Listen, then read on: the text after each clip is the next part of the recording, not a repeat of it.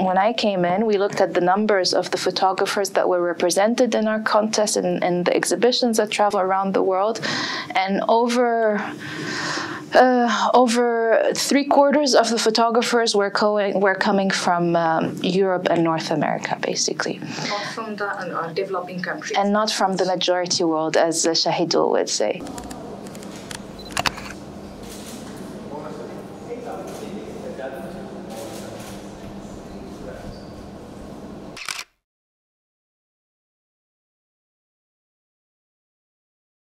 Many ways, actually.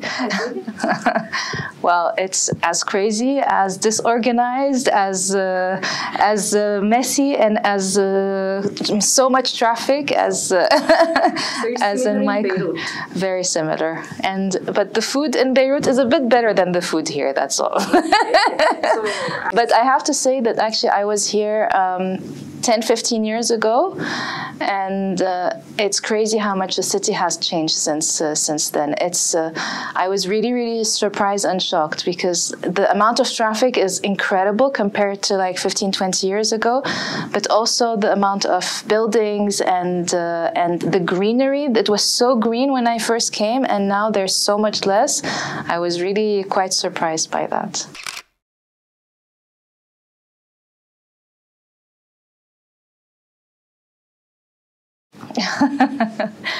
Big question.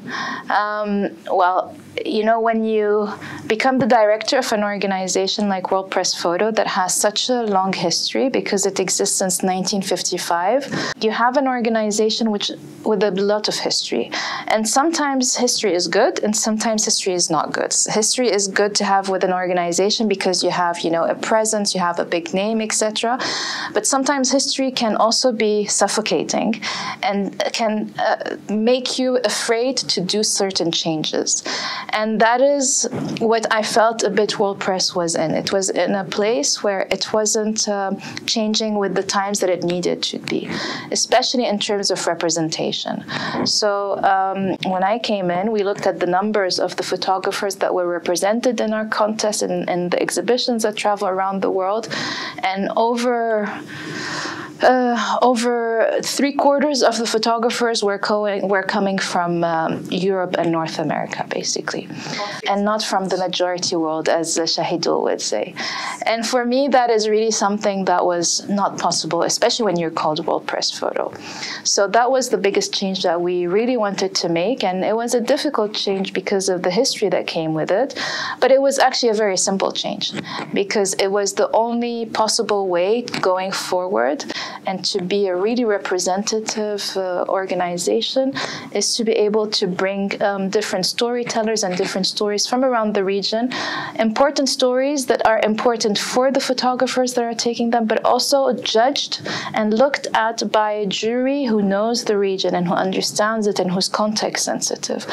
And that was what we did, actually. And that's what I see is one of the biggest success that I'm very proud of, and I know the team is very proud of, is that we were able to change that in such a short period of time. And the results have been great, because in just 1 year, we have almost 80% of the photographers are local photographers, so photographers from the communities that they have been photographing, and more than 30%, so I think it's 35%, are women photographers. And that was also something that was very important, because women are very underrepresented.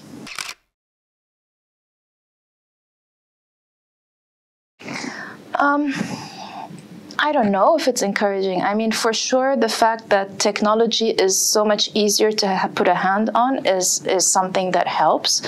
But I do know a lot of photographers who work, for example, one of our winners from last year, he's from Nigeria.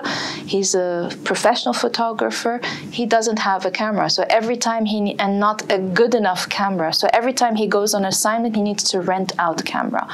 So I actually think that photographers from the global south and from the majority world, you know, not only already have the burden of censorship, of threat, of, you know, putting their lives in danger, but also the suffocation of economical suffocation. Like, how do you have access to this technology, as well as how do you have access to the craft of it? Because one of the questions that we asked ourselves, like, should we open it to more amateur photography, or because today, you know, photography is so democratized, everybody can make a photo. But that's not true, because there's something that professional photographers have, and for us, professional photographer is a very big definition. So it includes really people who at the end of the day have the eye, have the craft, but also have the ethics of taking these photos, because that's also very important. So it's important to have this professionalization in it. And talent exists just as much in the global south as exists anywhere else, and that is something that I'm it's important for me to say also.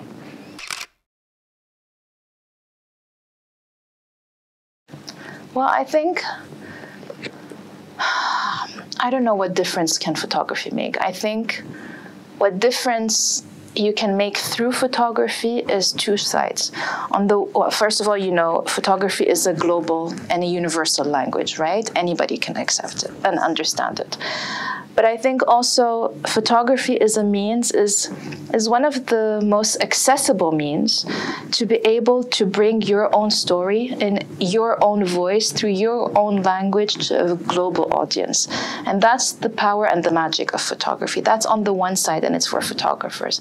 But also on the other side, when you're a public, you know, when we speak today of censorship, it's not only censorship for the photographers who aren't being able to make these stories, but it's also censorship for the public who don't have access to them. So when we work at Roll Press, it's not only for the photographers, but it's very much for the general public. So when we bring the exhibitions to places like Dhaka, but also to Canada, because we have so many different stories inside them, it's stories that people haven't heard about. And one visitor that really, you know, it affected me quite a lot. It was an exhibition that was in Myanmar, and it was a woman with her baby, and it was an exhibition outside, and she was going and looking at it, and she was asked, what do you think about this exhibition? And she says, I see having this exhibition in my country as a change in Myanmar, because she was able to have access to stories that she didn't know about, and that opened the world to her in a way that was well, quite big, basically, and had a big impact. And that's the power of photography, is you're able to do it in this 1 second. It makes you able to represent something, but also allows you to put your feet in someone else's reality, to have just for a second to see someone else's perspective. And what I believe very much is by the ability of being able to see someone else's perspective, if you have an open enough mind, even if you don't actually, by being able to be in someone else's perspective, you're able to question your own perspective and maybe change even a tiny bit way of thinking about certain issues. And that's what I think is very important.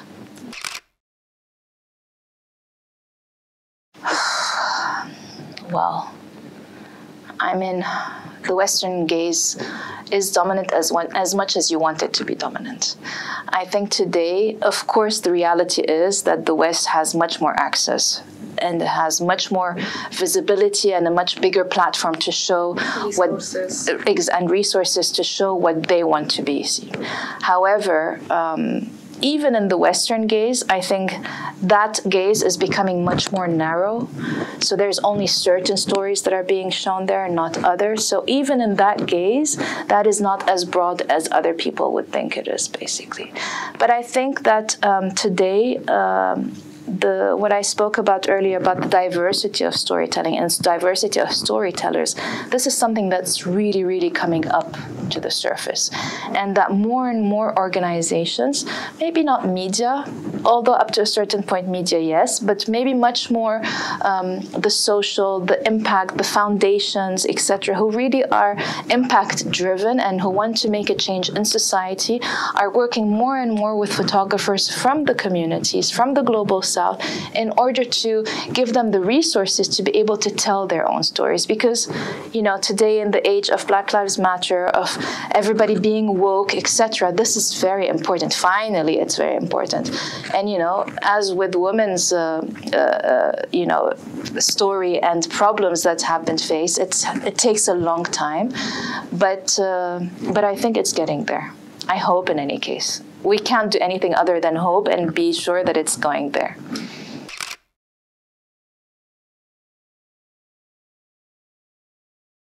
I'm very, very convinced. Today, we had a photographer who won, a Bangladeshi photographer who won a photo last year. And he was just saying, it was a photo about the water actually shortage. And he was saying that after he won the photo, because the image is of course seen all over the world and in many platforms, and actually that's the biggest value that we can bring the photographers. You know, we give a small award, a small money award, which isn't a lot, but the biggest added value that we give is the platform of how many people see this image. And he said that after that, an NGO actually sent water solutions for it was inundated, the village was inundated with that. And that is what I think is, you know, the impact that we can have as World Press Photo, is to bring that story as far as possible. And not only to the general public, but also to decision makers, so on the political stand, as well as on the editors, etc. So we work also quite a lot with putting photographers with editors from around the world in order to broaden up the horizon. They have the power to make the differences. Yeah, and stories that matter, you know. There's a philosopher that I really like. His name is Edouard Glissant. He's from Martinique Republic. And what he said is a relationship is to change by exchanging without losing oneself. Changing by exchanging without losing oneself. I find that beautiful. And I think that photography has the power to do that, is to be able to change your view by exchanging, but still by continuing to be yourself. And that's why it's important to bring the stories that matter. And the stories are not about only the images, they're also about the captions. And I think that's important to...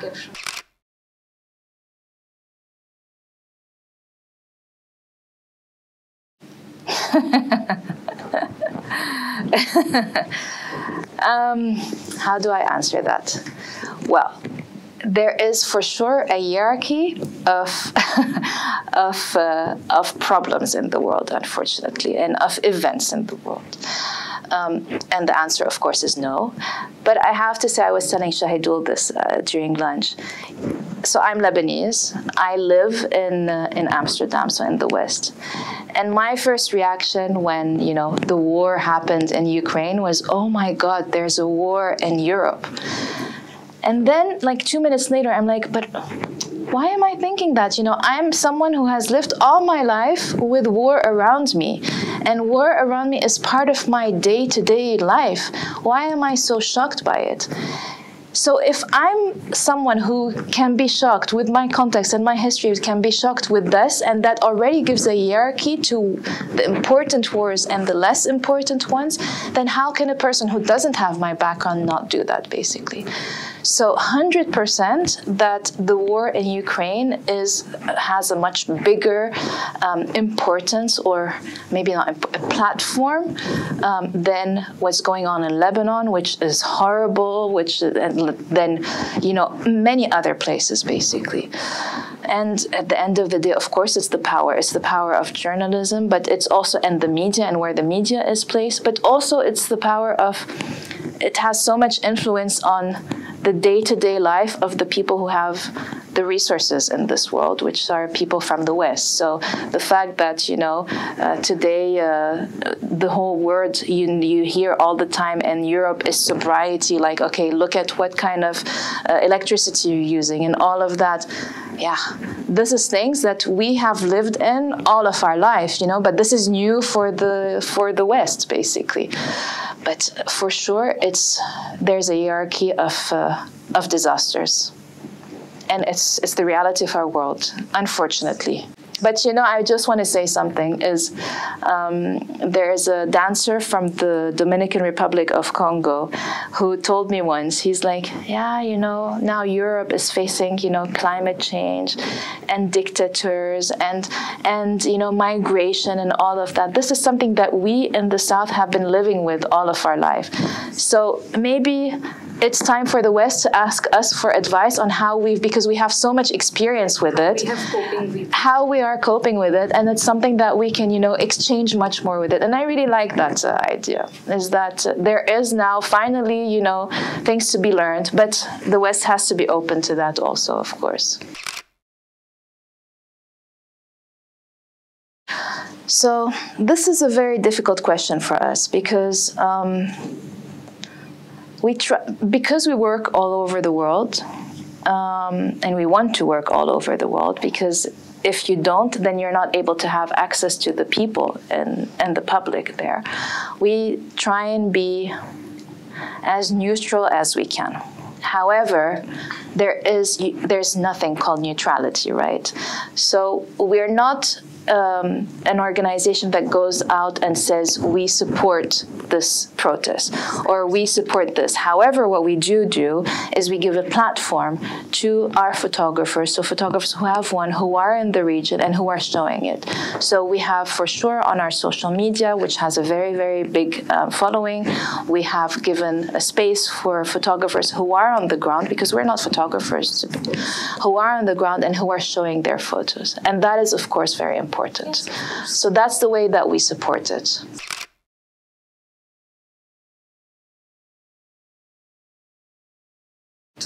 We actually haven't, and that is something that we've been discussing quite a lot, because especially now with the fact that that no journalists are allowed to go and take images or speak to certain people outside of the confined areas is very problematic in and by itself. It's very restricted, but I really do hope that so what you have to understand about World Press is that we cover old news. So because of the fact that we work with the contest, so the contest ends in mid-January, and it covers all the events that have happened in the previous year. So we're not about fast news. We really cover old news, but the way that we cover old news is we go much more in depth, and that's the way that the visitors actually come and look at that old news. Is that they come, and when they come to the exhibition, they're like, okay, I want to know what happened in the past year, basically. And they take the time. So the consumption of the news that we deal with is very different from the consumption of the news that the media deals with. So I'm really hoping that in our entries of this year, there will be this that will be covered, because that is something that's really, really important.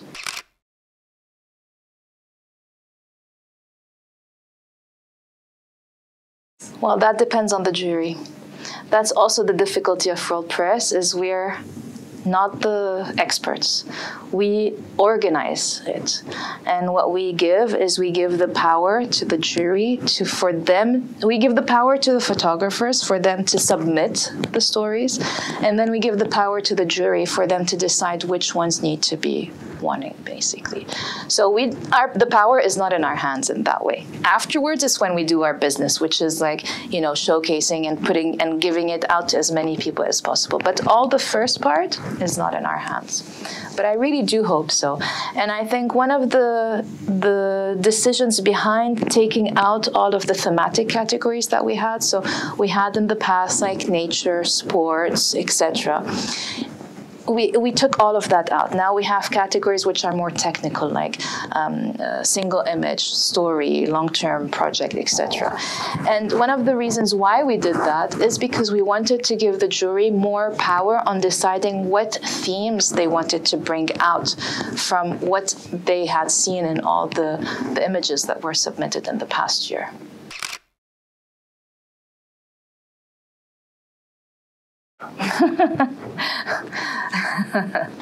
Because I wasn't there. I don't know. I don't know what to answer. I don't know. I mean, they have been. So Shahidul was the first person of color who was a chair of the jury, and it has been, slowly but surely getting there.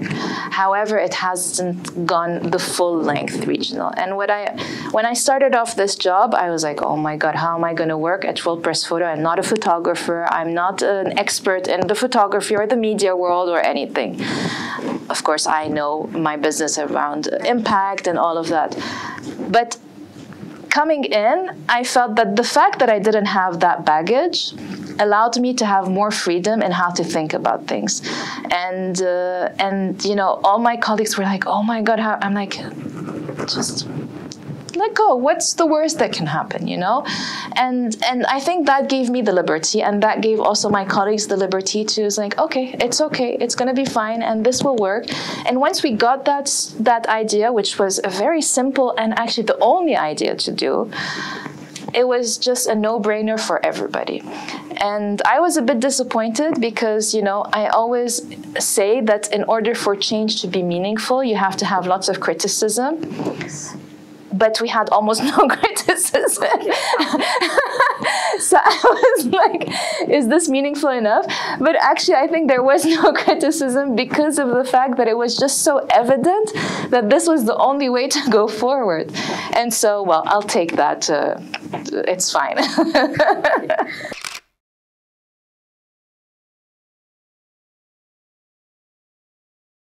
Because of the impact. The impact is humongous. I'm not a photographer, but I'm a passionate storyteller. I believe so much in the power of storytelling and so much in the power of how one person's story affects other people. You know, I worked before in the Prince Claus Fund, and that was a fund for development, specifically for cultural projects. And I'm not an artist, I'm not a writer, and there, you know, culture at the Prince Claus Fund is very large. So it can be photography, it can be photojournalism, it can be cooking, it can be sports. It's very, very, and I'm not an expert in any. However, what they all have in common is this power of storytelling. And for me, this was very evident here also. So, so that's storytelling, but also the impact. World Press is in a unique place to have a very large voice and a very big voice and a big name that if you work on it in the proper way can have big impact. And that's what I hope we're going to be doing.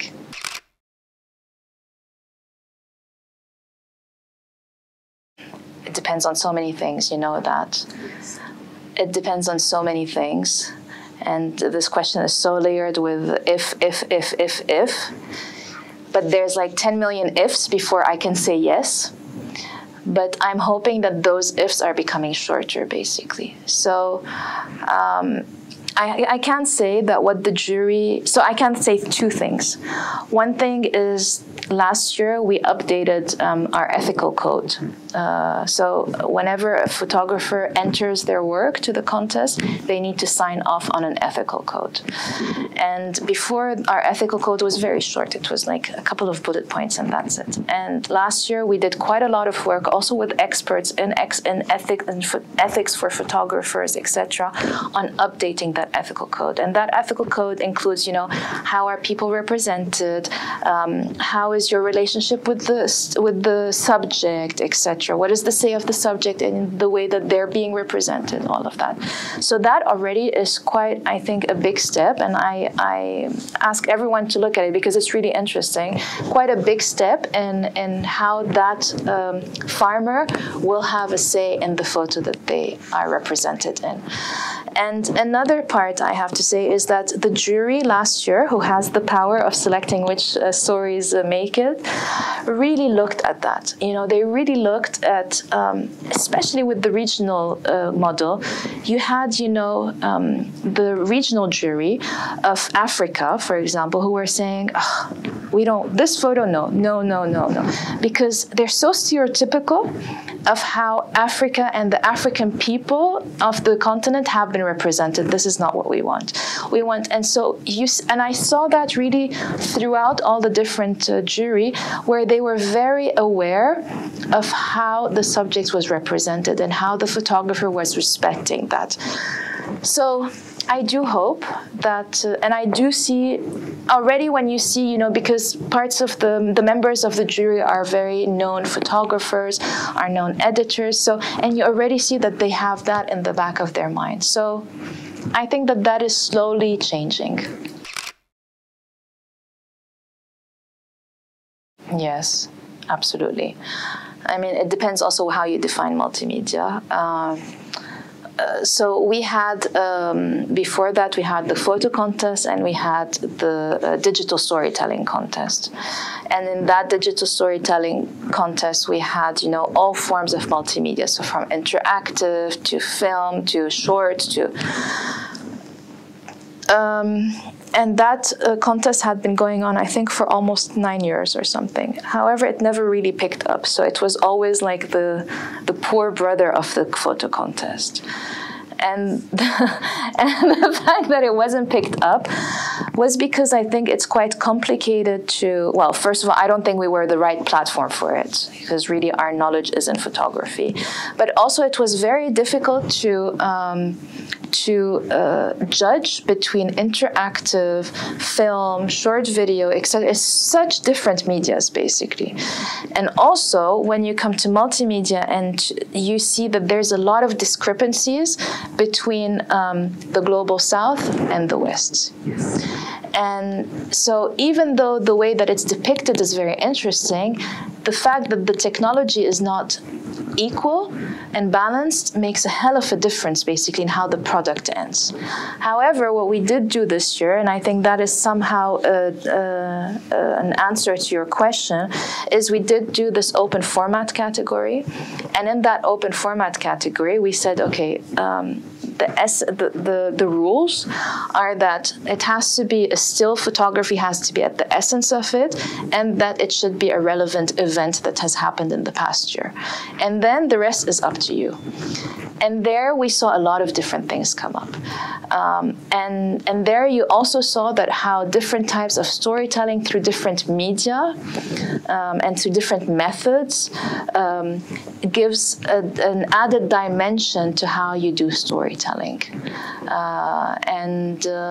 Yeah, so I definitely think that today you cannot work and function in this world without having those understandings and those talents also.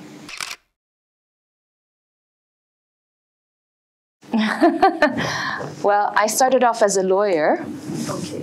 And then I was miserable, and then I saw that I actually did the personality test, so one of these, you know, fake personality tests, but actually it wasn't, and it told me, okay, Joumana, you're good at managing, you're really good at strategic thinking, and you love impact and arts, and there's this new thing which is called the management and the administration of arts, and that's what you need to do. And I remember calling my dad that afternoon saying, I found my life, actually.